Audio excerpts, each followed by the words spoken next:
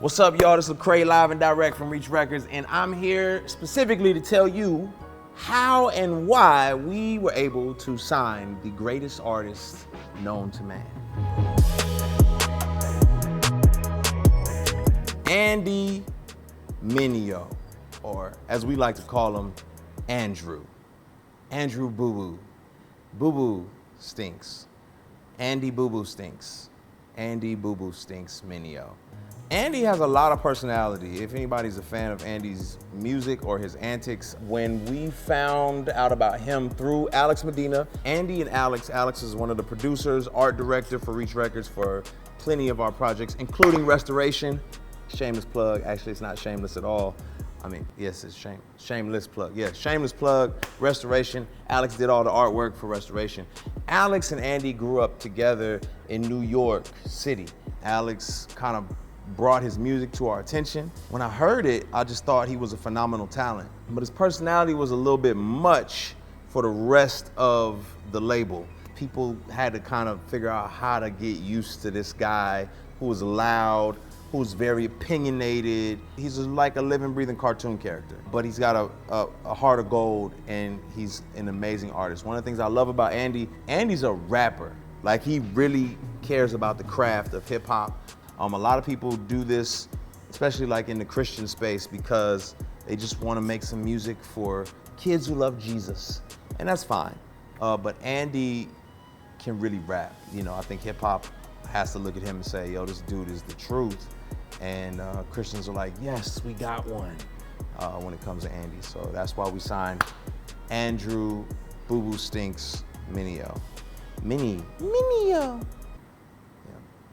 Are those all real nicknames? No. 1K Few. Fewster. 1K Few, you have to Google his real name because it doesn't fit his personality at all. It kind of does, I guess. It's just like, my man's name is Isaac. It's just, there's not a lot of street rappers, dudes from the east side of Atlanta who can come out with the rap name Isaac. No lie, I remember when he was a teenager, we had another studio on the southeast side of Atlanta, and he would come by there every so often, kind of hang with some of the other artists who were in there working.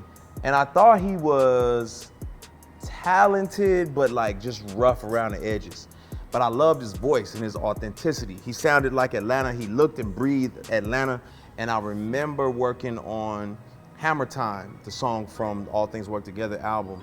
And I was like, man, we need that authentic Atlanta twang. You know what I'm talking about? Like straight like that. You feel what I'm saying, man? We needed that on that thing, man. You feel me? You feel me? You know what I'm saying, bro? You feel me? So we needed that on the album. And then I was like, ding, ding, the kid, 1K Few. Now back in the day, he went by Future Kid.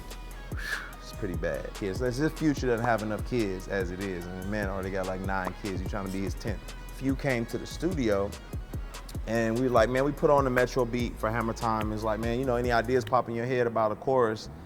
And immediately, this man comes up with the Hammer Time chorus, and we were just like, oh. And I was like, yo, this kid, he's got something special. And this is what people need right now in this season. And so, really authentic guy. He's gonna be himself. He's a learner, you know, listens well, and just is, you know, not wrapped up in his own ego. And that's why we signed Few. What's up, y'all? This is me, LECRAE. Y'all want to go behind the scenes with me? Y'all want to hear the real conversations, the pain, the hurt, the struggle, all the truth being told and the tea being spilled? Then y'all need to hit that link below. Check out my Patreon page. It's going down. Tadashi is a legacy artist. So Tadashi is actually the second artist behind myself to be signed to what you now know as Reach Records, the greatest label in the world. We're roommates. Tadashi and I were roommates. I was out of college. He was still, Tadashi's like a super senior. I think it took him like 8 years to graduate. That's fine. So he slept on my couch for a while. Then he finally graduated to his own bedroom. And we would stay up till 3 o'clock in the morning making beats, writing songs. And I just noticed he had a penchant for music and for rapping. And I thought he was really, really talented. I didn't want to do my first album alone because I was just scared. It was like, oh shoot, everyone's gonna be listening to me. What if it's not good? But I felt more confident having friends rap on the album with me. And so if you listen to that first album, Tadashi's on like 3-4 songs to this very day. You know, he's one of my dearest friends. There was not a space for what we were doing when we started it. It was kind of like this weird thing for a bunch of dudes from the South to be crafting, you know, rhymes for the Lord. But he was with me from day one, and so it was a no-brainer. So he actually got the benefit of, you know, me in my prime, you know what I mean? I was 23 Jordan when we met, you know what I'm saying? I mean, I'm not 45 Jordan right now, but I'm definitely like 23 Jordan about to go play golf, just being 100. But Tadashi is very versatile. So, you know, for him to be a 62-year-old rapper, he's very versatile. He keeps developing with the times, you know what I'm saying? It's like, it's crazy, you know what I mean? Like for him to every year, he just adjusts. And so if you listen to his old projects from like 82 to 2020, it's crazy, it's mind blowing what he's been able to accomplish in terms of his versatility. Tadashi's great though, man. He's a leader. He's one of the best to do this thing, just hands down. Garvey, get him.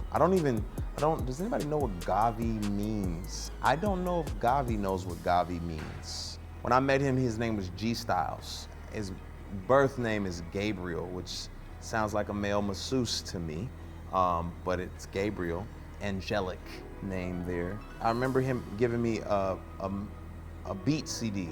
A CD, kids, is like this disc that has music on it. He gave me a disc with some of his tracks. He was a producer, and at 17 years old, I heard some of the best production I had heard at the time. And so I remember flying him into Memphis, because at the time we weren't really like working with strangers. We were like, oh, we gotta build with you.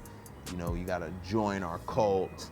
We eat bacon 6 days a week and see if you can still live. Anyway, Gavi came to Memphis. We worked on a lot of different projects, Tripley's 2020, my Rebel album, Tadashi's Identity Crisis, and the kid was very talented. Just great ideas, great production. And as he started to develop his ideas more from an artistic perspective, he blossomed into more than just a producer, but a full-blown artist. Yeah, man, Gavi's just an all-around talented individual. Thank y'all for watching. Those are 4 of the artists that we've signed here. Stay tuned for part 2, where you'll get the other 4 artists.